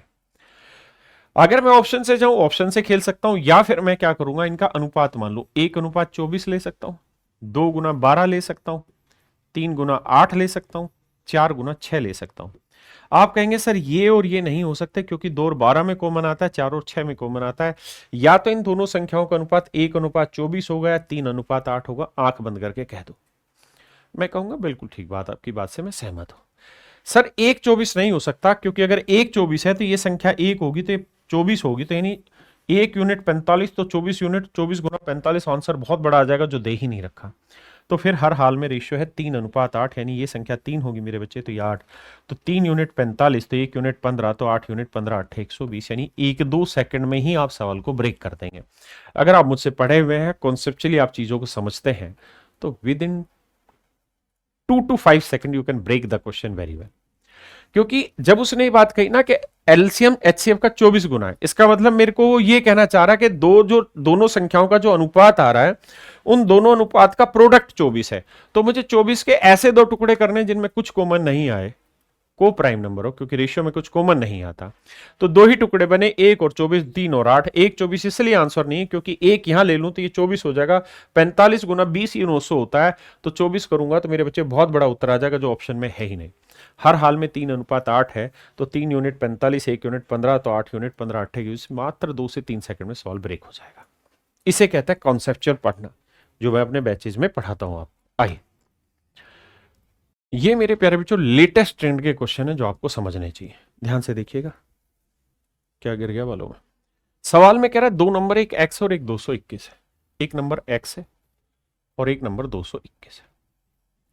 मेरे प्यारे बच्चों 221 के टुकड़े करोगे तो 13 गुना 17 हो, बिल्कुल ठीक है। अब x क्या होगा मुझे नहीं पता, लेकिन मैं ये जानता हूं कि HCF क्या होता है जो दोनों में कॉमन आएगा। तो HCF के क्या क्या रास्ते हो सकते हैं? सर दोनों ही संख्याओं का HCF 1 आ सकता है, भाई दोनों में कुछ कॉमन ना आ रहा हो, 1 हो सकता है, या दोनों में 13 कॉमन आ सकता है, या 17 कॉमन आ सकता है, या 221 कॉमन आ सकता है। इसके अलावा मेरे प्यारे बच्चों आपका HCF कुछ नहीं हो सकता। फिर से समझाता हूं, दो संख्याएं, एक x है एक 221 है, या तो आंसर HCF 1 हो सकता है क्योंकि दोनों में कुछ कॉमन आए तो 1 आएगा, या यहां 13 है तो यहां पे भी 13 का मल्टीपल हो 13 आ जाए, यहां 17 है तो यहां पे भी 17 का मल्टीपल हो आ जाए, या यहां 13 गुना 17 यहां पे भी 13 गुना 17 कोई मल्टीपल हो तो 221 HCF आ जाएगा। यही मेरे पास तरीके हैं। अब सवाल में कह रहा है इनका जो HCF है वो इस फॉर्मेट में 3x माइनस 187, ये है मेरा HCF। अब HCF क्या है सर? 1 है। अगर मेरे प्यारे बच्चों में HCF 1 ले लूं तो आप जानते हैं कि 187 और 188 और 188 3x के बराबर, तो 3 से भाग जाना चाहिए। 8 और 1 9, 3 से भाग नहीं जाएगा। समझ रहे हैं ना? अगर मैं HCF 1 रखूंगा तो 3x की वैल्यू आएगी 188, और ये मेरे राजा 3 से कटेगा नहीं, तो इसका मतलब HCF 1 नहीं हो सकता। आप कहें क्यों नहीं कटेगा और काटना क्यों जरूरी है? तो मेरे बच्चे इस बात को समझो कि x एक नंबर है और वो नंबर इंटीजर होगा। आप कहें हम तो नहीं मान रहे इंटीजर, अब बता क्या करेगा? मत मानना राजा, ये तो बता के सारे ऑप्शन तो इंटीजर में है, अब तो मानेगा कि इन 4 से एक छाटना है। तो ये आंसर नहीं हो सकता। बिल्कुल ठीक है सर। सर क्यों ना आप ऑप्शन से करा दो कुछ? मैं ऑप्शन से करा देता हूं भाई, क्या दिक्कत है? 13 लेते हैं। अगर मैं यहां 13 ले लूं HCF, तो मेरे बच्चे 13 और 187 को जोड़ोगे 200 आएगा, 200 3 से भाग जाएगा ही नहीं किसी हालत में, ये भी आंसर नहीं होगा। सर 17 हो सकता है, हाँ करके देखते हैं। 7 7 4, मतलब 7 7 14, माफ करिएगा, 8 और 1 9 और 1 10, 1 और 1 2, 204। 204 3 से भाग जा रहा है, हाँ सर जा रहा है। 3 6 18, 2 4 3 8 24, यानी x की वैल्यू 68 ले लेंगे, तो ये 3 से गुना करेंगे 68 को, 204 आ जाएगा, और 68 मेरा ऑप्शन में भी है। तो क्यों मैं आगे परेशान हूं, मेरे लिए ऑप्शन बी करेक्ट है। ये कॉन्सेप्चुअल पार्ट आजकल आने लग रहे हैं जो आपको पता होने चाहिए।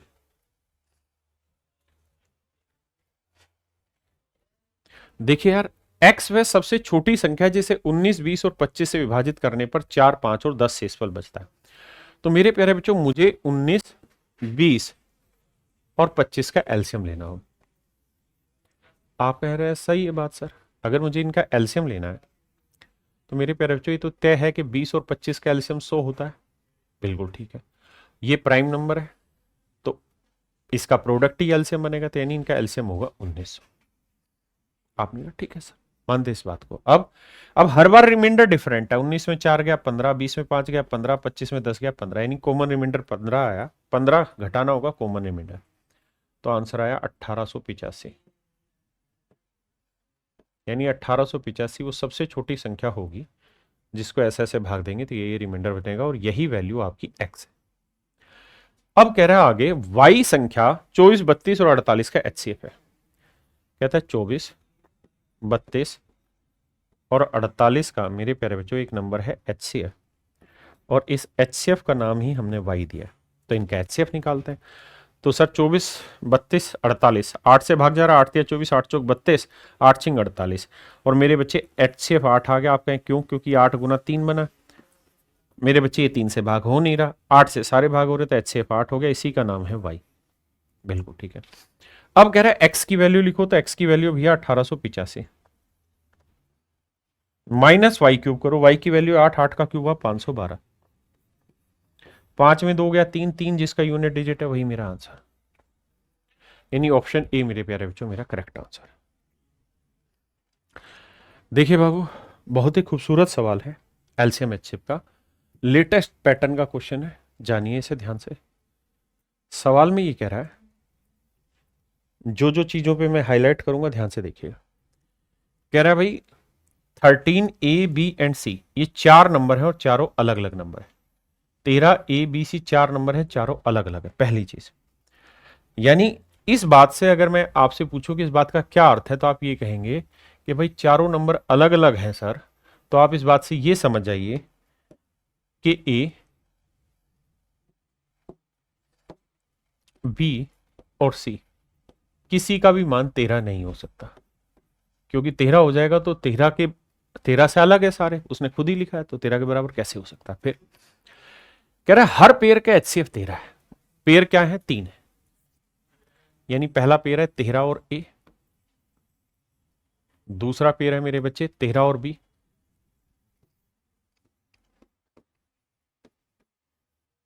तीसरा पेयर है 13 और C। यानी वो ये कह रहा है कि इसका HCF भी 13 है, इसका HCF भी 13 और इसका HCF भी 13। यानी ये तय हुआ कि A B और C जो होंगे वो 13 के मल्टीपल होंगे। ये भी 13 का मल्टीपल होगा, ये भी 13 का मल्टीपल होगा, ये भी 13 का मल्टीपल होगा। तो मतलब मेरा A B और C ये तीनों ही नंबर ऐसे होंगे जो 13 के मल्टीपल होंगे। यानी A भी 13 का कोई ना कोई मल्टीपल होगा, B भी 13 का मल्टीपल होगा, और C भी 13 का कोई ना कोई मल्टीपल होगा। क्योंकि अगर ये 13 के मल्टीपल नहीं होंगे, मान लो ये 13 गुना कुछ नहीं होगा, तो इनका HCF 13 आएगा ही नहीं, HCF 13 तभी आएगा जब ये भी 13 से भाग जाए और ये भी 13 से भाग जाए। बिल्कुल ठीक है। अब अगली लाइन उसने क्या बोल दी हमसे, उसने कहा कि सर इस बात को ध्यान देना कि ए बी और सी जो है वो हर एक की वैल्यू 60 से छोटी है, जहां ए बी सी प्रत्येक 60 से कम है। यानी 13 के मल्टीपल तो है ए बी सी, लेकिन उनका मान 60 से छोटा होना चाहिए। अब अगर 60 से छोटा होना चाहिए तो 13 के पहाड़े पढ़ो, 13 कम 13, 13 दूनी 26, 13 ती 39, 13 चुकू 52, 13 पांजे 65, 13 छः 78। लेकिन सर उसने कहा कि 60 से तो ऊपर जाना ही नहीं है, तो इसका मतलब ये सब गानियां तो गलत है आपकी। और ए बी सी का मान 13 इसलिए नहीं हो सकता कि आप पहले ही कैलकुलेट कर चुके हो, तो ए बी और सी का मान अलग अलग है, तो 26, 39, 52 के अलावा कुछ हो ही नहीं सकता। अब उसने एक बात और भी कही, क्या कि राजा इस बात को समझियो कि सी सबसे बड़ा है, फिर बी है, फिर ए है। यानी सी सबसे बड़ा, उससे छोटा बी और उससे छोटा ए है।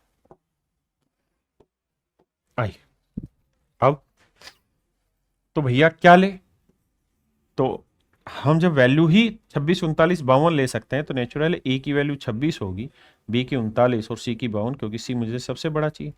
अब मुझसे सवाल में कहा ए प्लस सी, तो भैया 26 जमा 52 को जोड़ोगे तो आएगा 78, और बटे में करना है बी, बी की वैल्यू मेरे बच्चे 39, तो कैलकुलेशन करोगे तो 39 दूनी 78, 2 मेरे प्यारे बच्चों मेरा राइट आंसर हो गया, यानी ऑप्शन बी। ऑप्शन बी आपका करेक्ट आंसर। सवाल में कह रहा है कि n, n plus 10, n plus 20, n plus 25 और n प्लस 26 के लिए कितने भिन्न भिन्न HCF संभव है। कहता है कितने HCF संभव है जहां n एक प्राकृतिक संख्या। कहता है कितने इनका HCF क्या क्या हो सकता है ये आपको बताना है। अब यहां एक बात समझिए, एक सवाल आपसे पूछा कि भाई दो नंबर है, एक नंबर है n और एक नंबर है n प्लस 25। तो सवाल ये पूछा गया कि भाई ये बताओ इन दोनों का HCF क्या होगा। तो मैंने क्लास में आपको बताया कि HCF निकालने के 3 मेथड है, long division method, factor method and third one is difference method. तो दो संख्याओं का जो डिफरेंस होगा या तो वो खुद ही HCF होगा या इसका कोई फैक्टर होगा। तो इनका डिफरेंस 25 है, तो 25 के 3 फैक्टर होते हैं, 1, 5 और 25। तो इसका मतलब मेरे प्यारे बच्चों इसके HCF 3 हो सकते हैं, 3 पॉसिबल हो सकते हैं, 3 आंसर संभव है, 3 पॉसिबल आंसर है ना। एक आपके पेपर में सवाल पूछा n और n प्लस 2 40, बताइए इनके कितने HCF हो सकते हैं, इनके कितने HCF हो सकते हैं। तो मेरे प्यारे बच्चों दो संख्याएं दे रखी हैं, तो या तो उन दो संख्याओं का अंतर HCF होगा या उसका कोई फैक्टर। तो 240 के कितने फैक्टर हैं वो सारे मेरे आंसर हो सकते हैं। तो 240 के फैक्टर निकालने हैं तो 240 को हम क्या लिख सकते हैं, तो आप कहेंगे 8 × 24, 80 × 3, और 80 को लिख सकते हैं 16 × 5, 16 को लिखेंगे 2 की पावर 4 गुना 3 गुना 5। तो फैक्टर ढूंढने के लिए पावर में 1 जोड़ते हैं, 4 में 1 जोड़ा 5, 1 में 1 जोड़ा 2 और 1 में 1 जोड़ा 2, 5 दूनी 10 दूनी 20। इसका मतलब मेरे नन्हे मुन्ने प्यारे बच्चों इसमें टोटल फैक्टर हुए 20। इसका मतलब यहां 20 पॉसिबल आंसर हो सकते हैं, 20 पॉसिबल आंसर होंगे, 20 पॉसिबल आंसर हो सकते हैं मेरे प्यारे बच्चों, इसके 20 आंसर हो सकते हैं, है ना। अब आपके सवाल पर आते हैं ओरिजिनल में। कह रहा जी एक नंबर है n, एक नंबर है n प्लस 10, एक नंबर है n प्लस 20, एक नंबर है n प्लस 25 और एक नंबर है n प्लस 26। इनका HCF क्या हो सकता है। तो मेरे बच्चे जब भी दो या दो से ज्यादा संख्याएं, दो तो बहुत कम हो जाता है, लेकिन अगर दो से ज्यादा संख्याएं दे रखी है तो ऐसे केसेस में हमेशा एक नियम पकड़िए, उन दो संख्याओं को ढूंढिए जिनके बीच का डिफरेंस सबसे कम है। इनके बीच का डिफरेंस 10, इनके बीच का भी 10 है, इनके बीच का डिफरेंस 5, लेकिन इनके बीच का डिफरेंस है 1। n प्लस 25 और n प्लस 26 के बीच का डिफरेंस कितना आया, 1। तो जो डिफरेंस सबसे छोटा है या तो मेरे प्यारे बच्चों वो खुद इनका HCF होगा या उसका फैक्टर। अब डिफरेंस निकल के ही 1 आया बाबू, तो 1 के कितने फैक्टर होंगे, तो सर 1 के फैक्टर होंगे अक्षयशीना भाई, 1 ही फैक्टर होगा, यानी मेरे बाबू इसका आंसर 1 होगा, क्योंकि डिफरेंस 1 है और 1 का कोई फैक्टर होता नहीं, 1 ही होता है, तो आंसर 1 है। आइए भाई, भाई डिटेल में समझना क्लास में देखिए, यहां मैं समझाने की कोशिश करता हूं लेकिन आपको कुछ चीजें आनी भी चाहिए। इस सवाल में कह रहा है P is a prime number then find the possible value of HCF। कहता है P अगर एक प्राइम नंबर है तो इन दोनों नंबर का HCF फाइंड आउट करो। तो मेरे प्यारे बच्चों इन दोनों संख्याओं का जो HCF होगा वो कुछ और नहीं P ही होगा। इन दोनों संख्याओं का जो HCF होगा वो P ही होगा, यानी जो प्राइम नंबर है वो। और ये है मेरे प्यारे बच्चों एक prime number, p is prime number, अभाज्य संख्या है। अभाज्य संख्या वो संख्या होती है जिसके केवल दो फैक्टर हो, एक फैक्टर एक हो और एक फैक्टर वो नंबर खुद हो।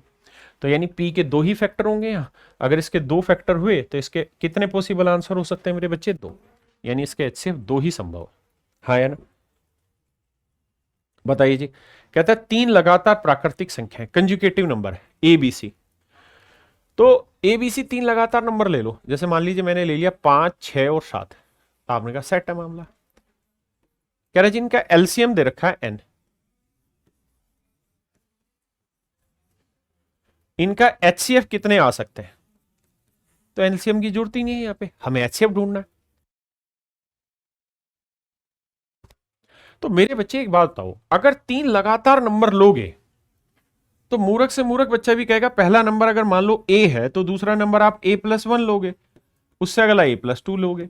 और अभी तो आप समझा रहे क्या कि जिन दो नंबर के बीच का डिफरेंस सबसे कम है उसको पकड़ो, तो डिफरेंस एक आया, तो जो डिफरेंस होगा वही इसका फैक्टर मतलब HCF होगा, जो डिफरेंस होगा वही HCF होगा, या उसका कोई फैक्टर, तो डिफरेंस एक है तो एक का फैक्टर तो एक ही होगा, मतलब इसका एक ही HCF संभव है, दूसरा कोई है ही नहीं। क्या आप मेरी बात समझ पाए? देखिए ये सवाल लेटेस्ट और आपके एग्जाम में लगातार पूछे जा रहे हैं। देखिए मेरे बच्चे, सवाल में कह रहा है 752, 1604 और 3095 को जब दो अंकों की संख्या से भाग दिया जाता है, इस पॉइंट को समझना, when two digit number divided by two digit number x then remainder in each case is y। मतलब वो ये कह रहा है कि भाई इन संख्याओं को जब किसी दो अंकों की संख्या से भाग दिया जाता है तो प्रत्येक स्थिति में समान शेषफल बचता है। पहले हम इस कॉन्सेप्ट को समझ लेते हैं, अगर आप पढ़े हुए नहीं है तो, कि मेरे बच्चे ऐसे जितने भी नंबर हो उन सबको सीक्वेंस वाइज लगा लो, n1 n2 n3 n4 number लगा लिया, फिर क्या करो इनका डिफरेंस ले लो। तो जो इनके डिफरेंस का HCF निकल के आएगा ना मेरे प्यारे बच्चों, वही आपका वो सबसे बड़ा नंबर होगा, वही आपका वो सबसे बड़ा नंबर होगा जिसे आप इनसे भाग देंगे तो हर हाल में सेम रिमाइंडर ला के देगा। यानी जितने भी नंबर है उनको सीक्वेंस में लगाया, फिर उनका डिफरेंस निकाला, उन डिफरेंस का जो HCF होगा वो सबसे बड़ा नंबर होगा, जिसे इसको भाग दो इसे इसे इसे, तो हर बार सेम रिमाइंडर बचाएगा। अब मेरे बच्चे की कहानी हम यहां स्टार्ट करते हैं। आइए, तो नंबर अपने पास जो दे रखे हैं वो है 752, 1604 और मेरे बच्चे 3095। हमें यहां क्या करना है मेरे बाबू? हमें यहां ये करना है कि हमें इन्हें वो बड़े से बड़ा नंबर ढूंढना है जो इन सबको डिवाइड करे तो हर बार सेम रिमाइंडर लाए। तो क्या करो, इनका डिफरेंस ले लो, इसका डिफरेंस लो, इसका डिफरेंस आएगा 852, 8 7 15, 5 5, ठीक है। इसका डिफरेंस आएगा 5 में 4 गया 1 और 9 में से 0 गया, अबे क्या करवा रहे तुम, 5 में 4 गया 1, 9 में 0 गया 9 और 1491 आया। अब मेरे प्यारे बच्चों जो डिफरेंस आया उनका HCF आपका आंसर होगा, यानी 852 1491, 852 1491 का आपको HCF निकाल। सर HCF कैसे ढूंढे? अब HCF तरीका, तो मेरे बच्चे HCF ढूंढने का एक आसान सा तरीका बताया, long division method, factor method या फिर डिफरेंस मेथड। मैं यहाँ डिफरेंस मेथड इस्तेमाल कर लेता हूं। अगर डिफरेंस निकालूंगा तो 11 में 2 गया 9 और 8 में 5 गया 3 और 14 में 60 गया 639 आया, तो 639 HCF हो गया, 639 का फैक्टर होगा।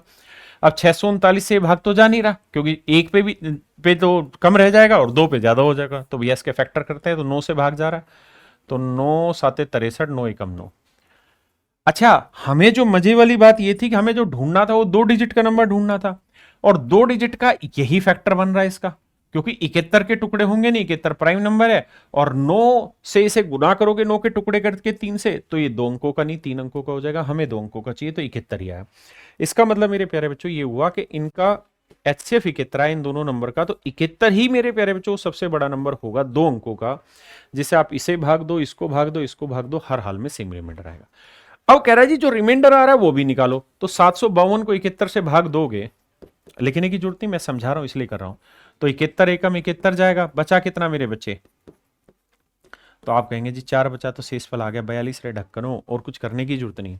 तो मेरे बच्चे y की वैल्यू आ गई 42, तो 42 दूनी कितना हो गया जी 84, और x की वैल्यू आ गई वो बड़े से बड़ा नंबर 2 अंकों का 71, 71 को 3 से क्या 3 एकम 3, 3 7 21, घटाओगे भैया 13 में 4 गया 9, 9 यूनिट डिजिट एक ही ऑप्शन का है, दैट इज डी। तो ये मेरे प्यारे बच्चों मेरा करेक्ट आंसर है।